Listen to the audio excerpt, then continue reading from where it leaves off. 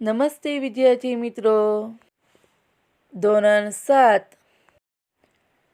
વિષય હિન્દી.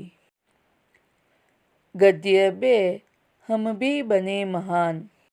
सीधे साधे कार्य एवं घटनाओं में कर्तव्य पालन, प्रामाणिकता, मानवता, अविरत अभ्यास आदि तत्व जुड़ने पर कार्य और कर्ता दोनों की गरिमा और महिमा बढ़ जाती है.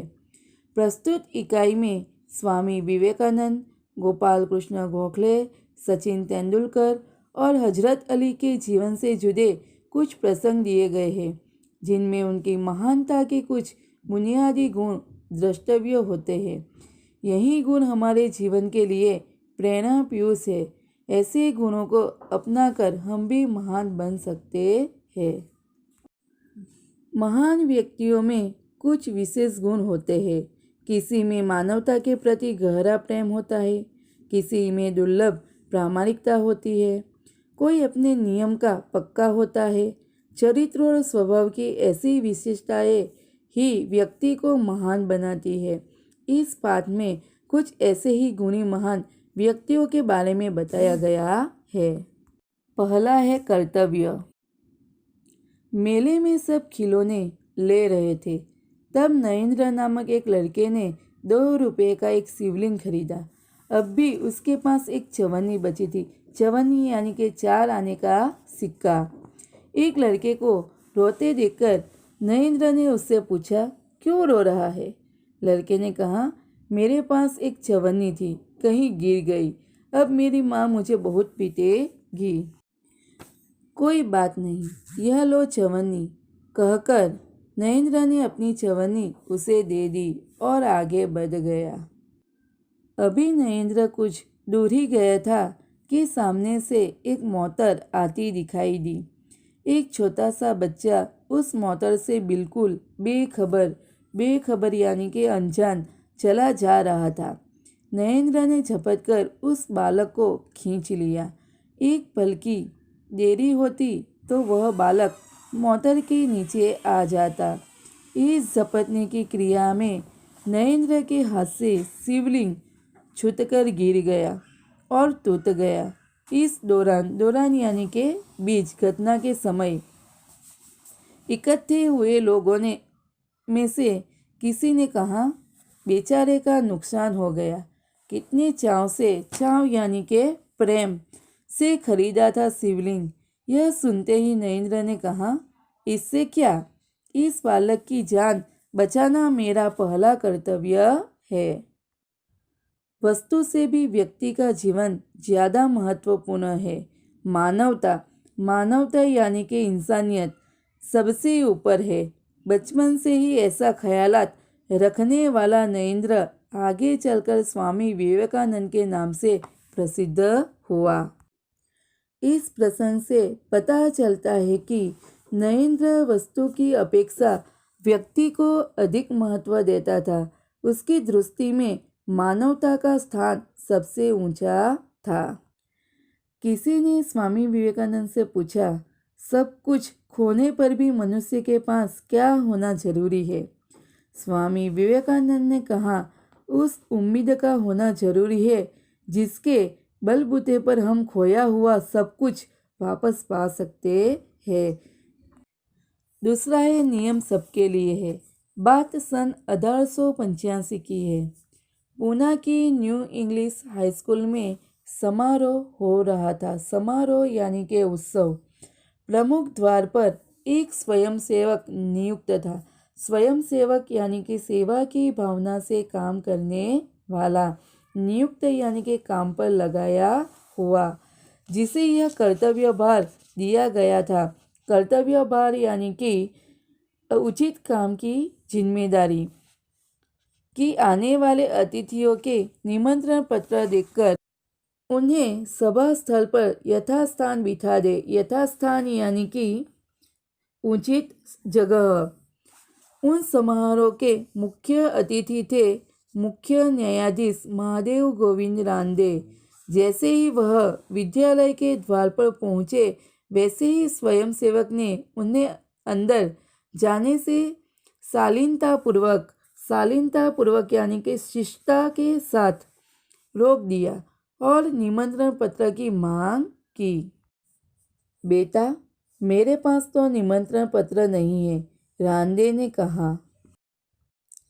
क्षमा करें, तब आप अंदर प्रवेश न कर सकेंगे, स्वयंसेवक का नम्रतापूर्ण उत्तर था। नम्रतापूर्ण यानी कि विनय के साथ। द्वार पर रांदे को देखकर स्वागत समिति के कई सदस्य आ गए और उन्हें मंच की ओर ले जाने का प्रयास करने लगे। मंच यानी कि सभा में विशेष व्यक्तियों के लिए स्थान, प्रयास यानी कि प्रयत्न। पर स्वयंसेवक ने आगे बढ़कर कहा, श्रीमान, मेरे कार्य में यदि स्वागत समिति के सदस्य ही रोड़ा अटकाएंगे तो फिर मैं अपना कर्तव्य कैसे निभा सकूंगा। निभाना यानी कि पूरा करना।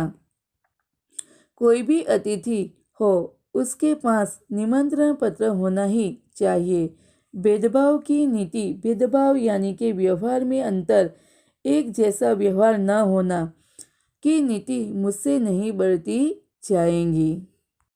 यह स्वयंसेवक आगे चलकर गोपाल कृष्ण गोखले के नाम से प्रसिद्ध हुआ और देश की बड़ी सेवा की। तीसरा है सफलता का रहस्य। अंडर 14 क्रिकेट टीम, अंडर 14 यानी कि 14 साल से कम उम्र का, के कप्तान के रूप में एक लड़का अपनी टीम के साथ क्रिकेट मैच खेलने के लिए अहमदाबाद में आया था। उसकी टीम 5 स्टार होटल में ठहरी थी।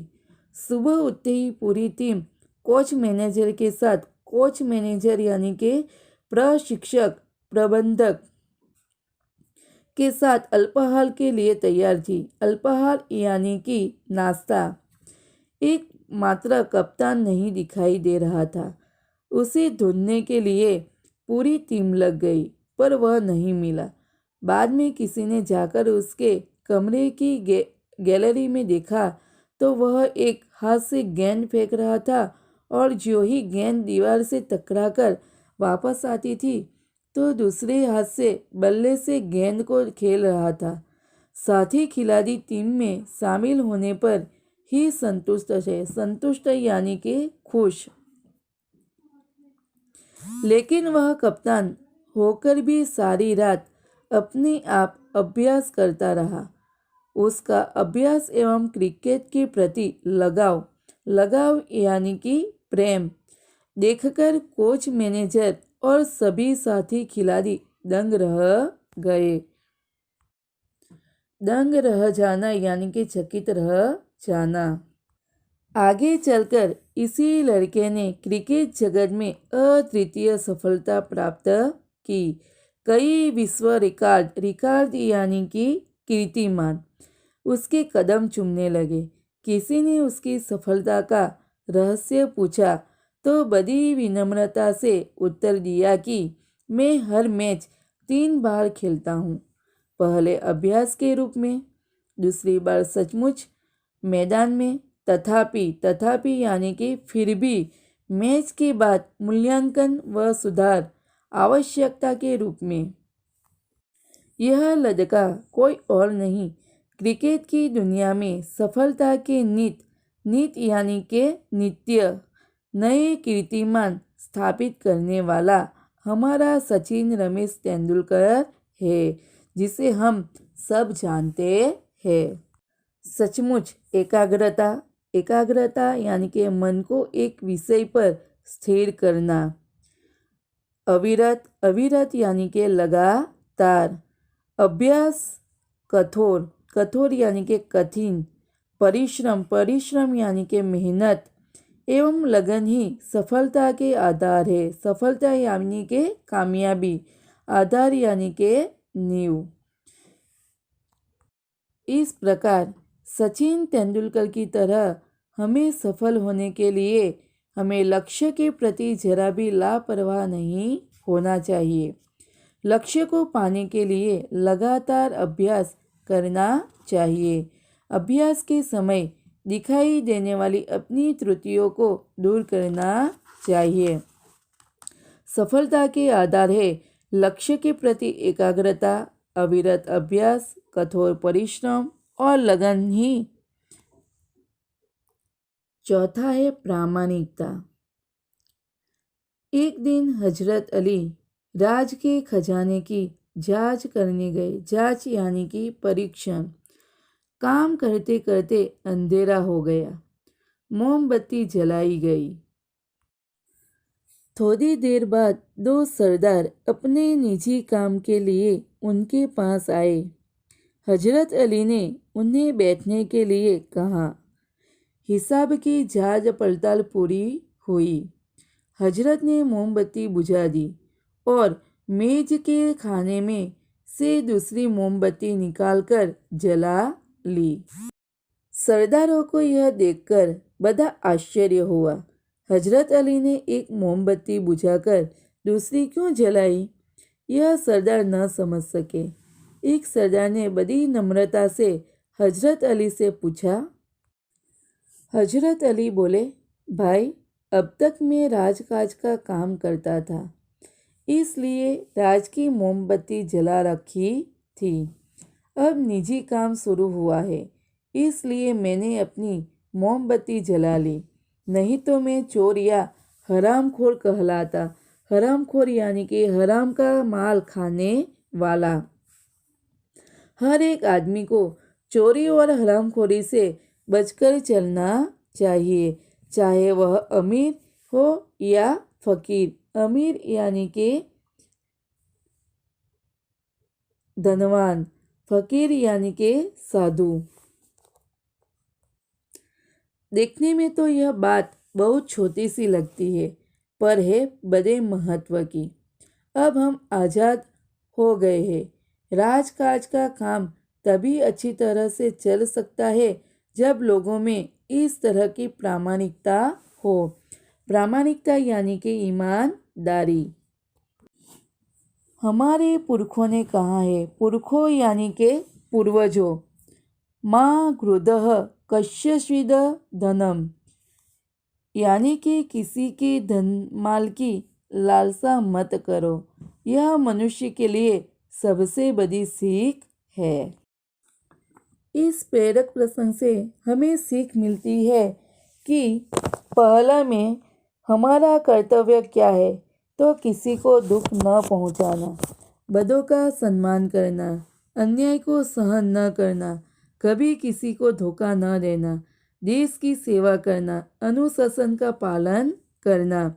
दूसरे में हमारा समाज भेदभाव की नीति से अब भी मुक्त नहीं हो पाया है।